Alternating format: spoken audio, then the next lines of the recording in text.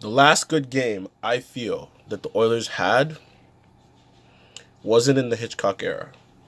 In fact, it was a string of games which ended at the 4-3 win over Detroit in Detroit, where all lines were producing. We're talking about Kyle Brodziak. In fact, when I pulled it up on the internet, it said, and I quote, Brodziak, Oilers hold off Red Wings. Usually it'll be McDavid does this, McDavid does that. But that was one of the most balanced games I've watched. Koskinen showed up, Brodziak showed up, everyone showed up in that game. The next game, something really strange happened. And stop me if you heard this before, but McLennan changed what worked. Because Tyrati got inserted into the lineup. The moment he got inserted into the lineup, first line was destroyed. The first line, I believe, was McDavid, Draisaitl, and Kajula. That got switched up the moment Ratty got back. So I think Kajula got thrown to the... If you just a moment to just quickly check. I think Kajula got thrown back to the third line or something. Third line. I believe it was the third line.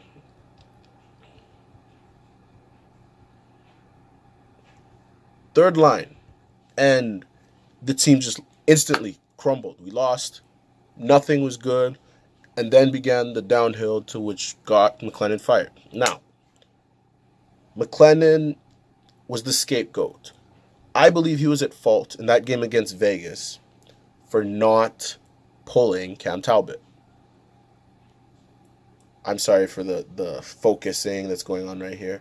But yes, Cam Talbot was supposed to be pulled by the third goal. Get Talbot out of there. No, let's keep him in there and watch him embarrass himself throughout the game. That's cool, but that's not good for his confidence. I wasn't surprised when McLennan was fired. In comes Hitchcock. I like Ken Hitchcock. He's a good coach. He has a cup with the stars in 99 and in my opinion, in the 90s, he was ages ahead. In his system, he was ages ahead than the rest of the league. I was surprised he only got one cup. Now, these past 3 games have been something strange with the Oilers. So we go into Los Angeles, worst team in the league, shutout. I'm like, something's up again with this team because we had a good run. Our November is the reason why that we are at this moment even sniffing the playoffs. November saved our asses. So we developed amnesia on how to play hockey against LA and completely blew the game. Like, the game was trash. I don't believe Darnell Nurse was the best player in that game, but hey, Coach Hitchcock says so. We'll just leave that at that. Oilers respond against Anaheim, and no one can tell me that that wasn't the most satisfying win they've ever watched. That was very, especially what happened in the playoffs. Anaheim could not, if we lost that game, I was done with the Oilers. Skip on ahead. San Jose, really good team. Erik Karlsson's coming into his own. And I believe the Oilers, you know what? Coming off of that 4-0 win against Anaheim, we need to, wake it up. We can do this. We're 3 points out. We win this. We're what? 2 points-ish. Vegas was winning, but, we put some closure in it. Right now, if I look at the standings, whew, and my gosh, oh my Lord. You know what? I'm not going to look at the standings because it's just,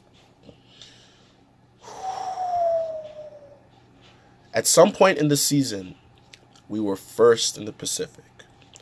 At some point, we were third. This division is becoming a really tight division because back in the day, the Oilers went, 9-2-1?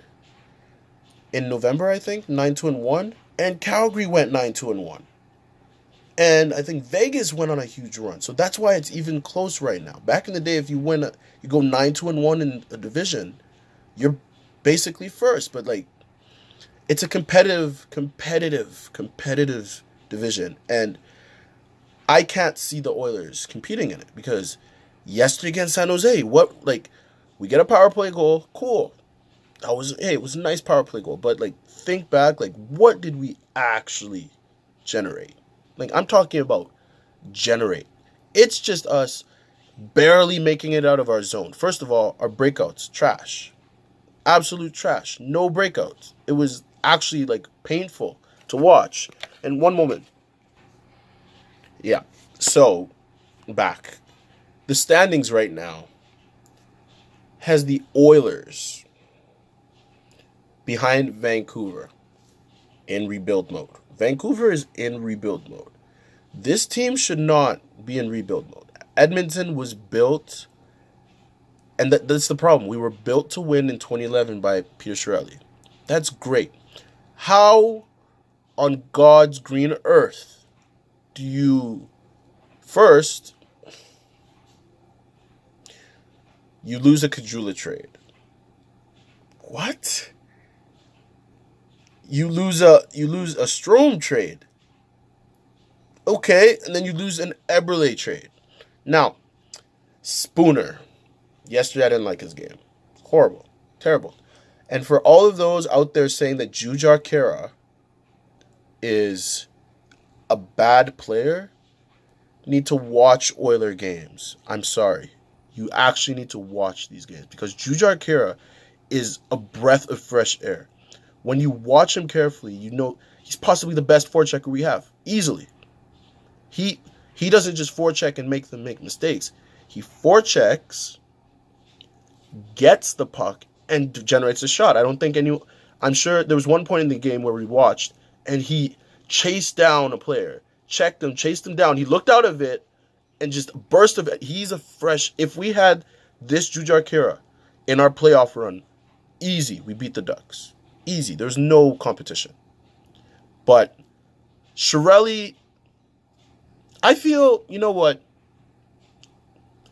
Firing Chiarelli would be a step in the right direction. But we need to do it as soon as possible because with the trade deadline coming in, you don't know what desperation move Chiarelli's going to make because he knows he's out of here. There's no way this team, even if we squeak into the playoffs, this was a disgraceful season. Disgrace. And he knows someone has to be held accountable. He already got rid of T-Mac. He's next in line. He's going to be desperate. He's going to be making whatever trades. And we don't need that.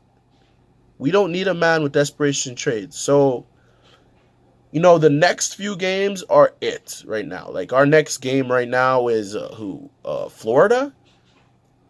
This is basically the last straw of games. Like, something needs to be done. And I don't know what it's going to take. I don't know. And the players, the players are not motivated because you can beat Anaheim 4-0 I call it the Pond because I still don't know what's it called, the Honda Center. We're able to beat Anaheim, a team that we struggle with late goals with, and shut them out, and go to San Jose. I get it. San Jose has Erik Karlsson, Vander Kane, Joe Thornton, but 7-2? Really? If you have any questions, feel free to write in the comments. Please hit like and subscribe. And we'll see you after the Florida game. Cheers.